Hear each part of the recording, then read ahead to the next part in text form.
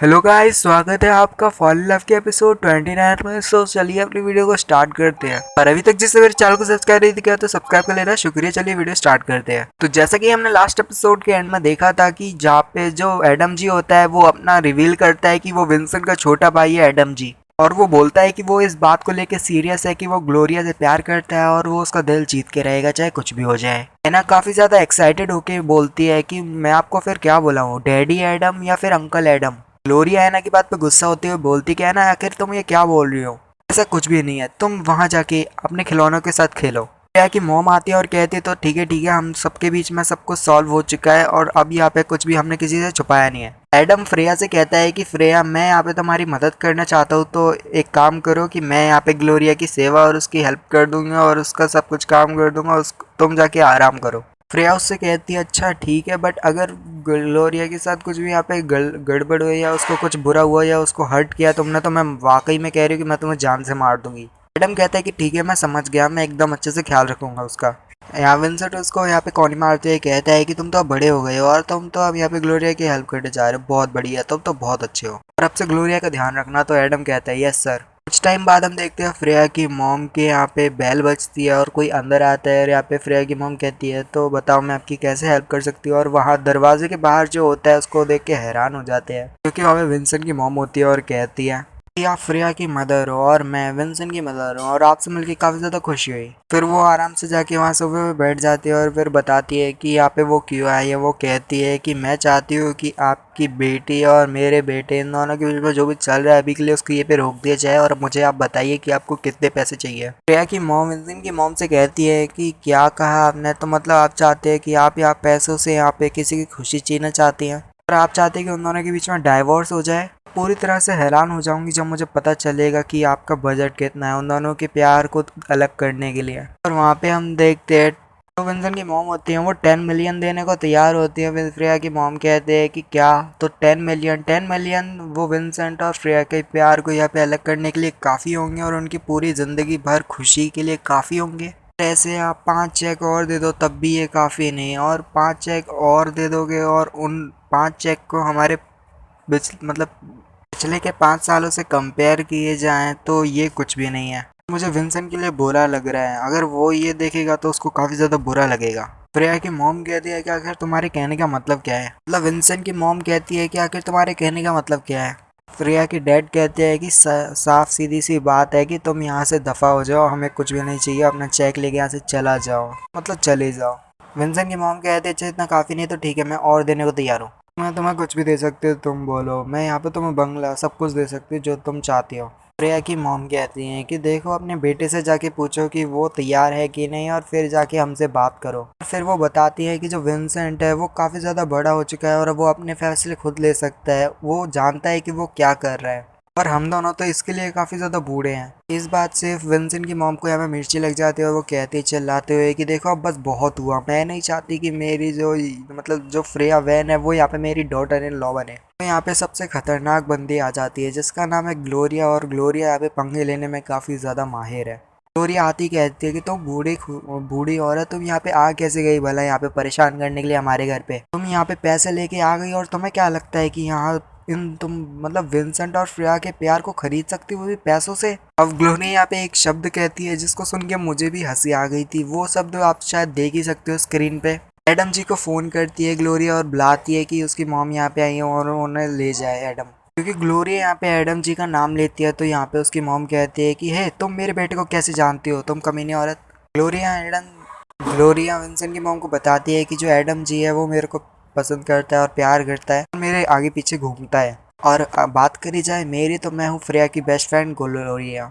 वहाँ आता है और कहता है ग्लोरिया क्या हुआ, क्या बात है। कहता है मॉम आप यहाँ पे क्या कर रही हो। विंसेंट की मॉम कहती है कि शांत हो जाओ, तुमसे तो मैंने कहा था कि तुम विंसेंट को जाके रिवर सिटी से वापस लेके आओ। देखो अब जो विंसेंट है वो फ्रेया से शादी करने वाला है। बात करी जाए तुम्हारी, तो तुमने उसको रोकने की बजाय यहाँ पे उसकी बेस्ट फ्रेंड ग्लोरिया के साथ यहाँ पे शादी करने का तय कर लिया है। एडम बोलता है कि मुझे ग्लोरिया से प्यार है और मैं उससे प्यार करता हूँ। उसकी मॉम कहती है तो विंसेंट जो कह रहा है वो तो मैं सह रही हूँ, बट तुम भी ऊपर से मेरे साथ ऐसा कर रहे हो, तुम आखिर चाहते क्या हो, क्या तो हमने मॉम की मरी हुई लाश को देखना चाहते हो। मॉम आज समझ नहीं रही, फ्रेया और ग्लोरिया वो दोनों काफी ज्यादा अच्छी लड़की और गुड गर्ल है। बात करी जाए इस कमीनी नैन्सी जाओगी तो वो पूरी तरह से कमीनी औरत है, आप उसको नहीं जानती, उसके काले चीज़ों के बारे में नहीं जानती, वो बहुत बुरी औरत है। उसको जो चाहिए होता है तो वो उसको पाने के लिए कुछ भी कर सकती है। मॉम प्लीज़ मुझे माफ़ कर देना, पर मैं विंसेंट के साइड हूँ, यानी अपने बड़े भाई के साइड हूँ। यहाँ पे जो वो होता है हमारा एडम जी, वो थोड़ा चिल्लाते बात कर रहा होता है, तो यहाँ पे उसकी मॉम कहती है कि आखिर तुम दोनों को हो क्या गया है, तुम दोनों पूरी तरह से पागल हो गए। पहले तो तुम अपनी मॉम से ऐसे बात नहीं करते थे, तुम आखिर मेरी बात क्यों नहीं मानने, मैं तुम्हारी मदर हूँ। एडम जी अपनी मॉम से कहता है कि मॉम आप नहीं जानती कि हम आपको कितना प्यार करते हैं, आप जो कहती है वैसे ही आप जो कहती वैसे हम करते हैं। पर अब नहीं है, अब हम अपने डिसीजन बना चुके हैं कि हमें अब क्या करना है, हमें जो पसंद है हम उसको पाके रहेंगे, क्योंकि मेरी ये लाइफ टाइम हैप्पीनेस है और मैं इसी से खुश रहूंगा। तो मैं चाहता हूँ कि मैं इसी से शादी करूँ, मतलब ग्लोरिया से ही शादी करूँ। विंसेंट की मॉम जाते हुए कहती है अच्छा ठीक है, तो तुम बड़े हो चुके तो अपने डिसीजन खुद ले सकते हो, तो लो अपने डिसीजन।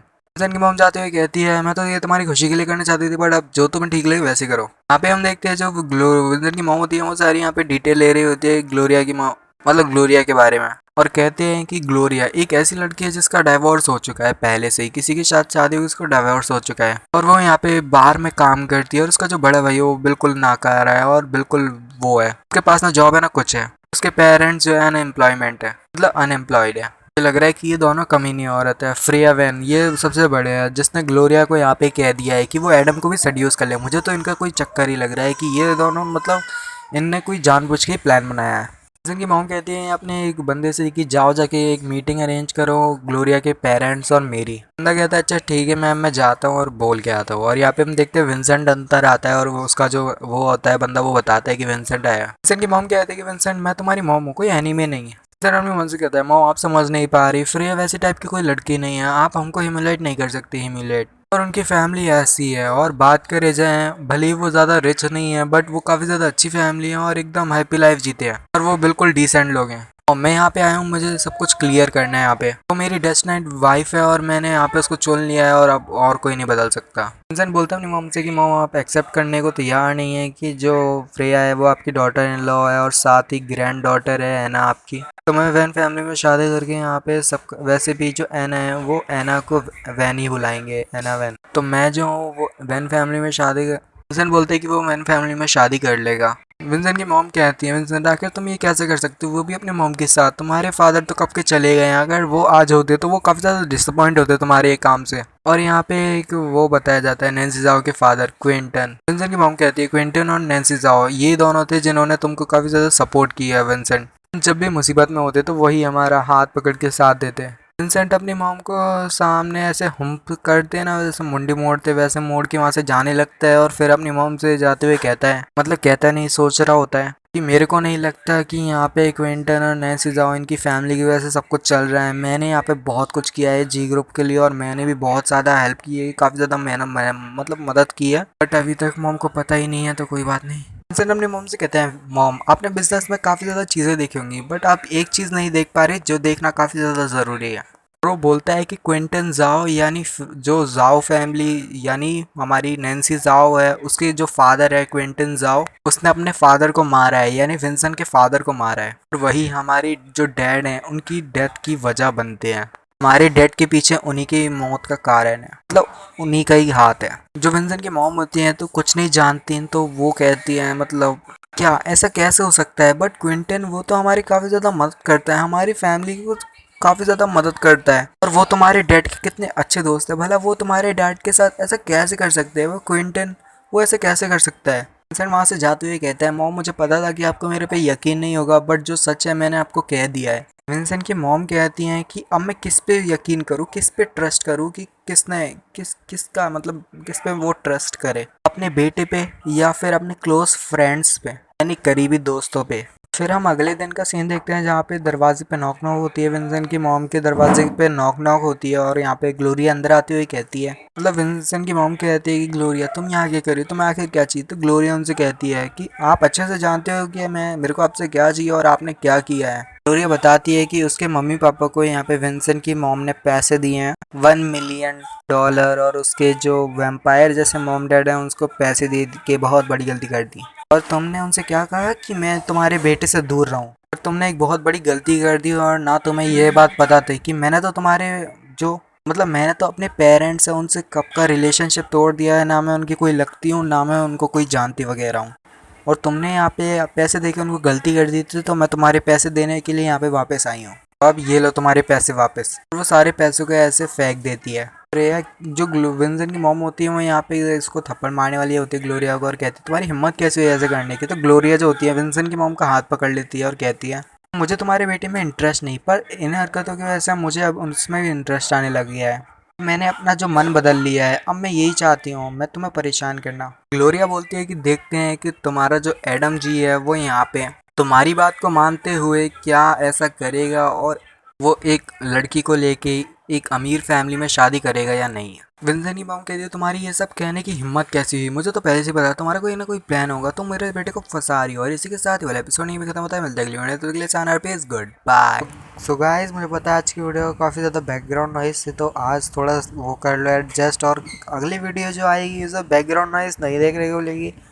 तो मिलते हैं अगली वीडियो में, तब तक के लिए चैनल पे इज गुड बाय।